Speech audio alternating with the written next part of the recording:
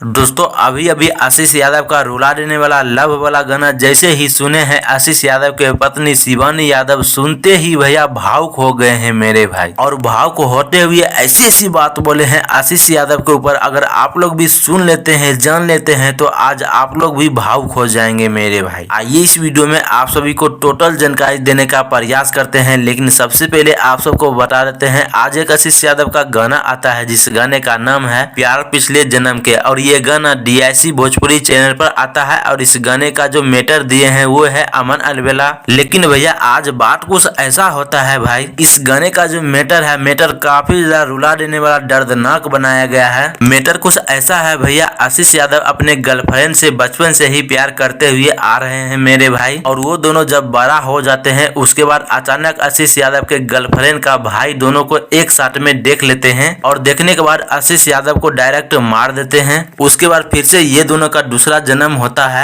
और दूसरा जन्म में जब याद आता है पहला वाला बात, उसके बाद काफी ज्यादा फूट फूट कर रोने लगते हैं मेरे भाई। और आज अभी अभी ये सब बातचीत जैसे ही देखे हैं आशीष यादव के पत्नी शिवानी यादव, देखते ही भावुक होकर बोले कि प्लीज आशीष जी इतना दर्दनाक गाना मत निकालिए।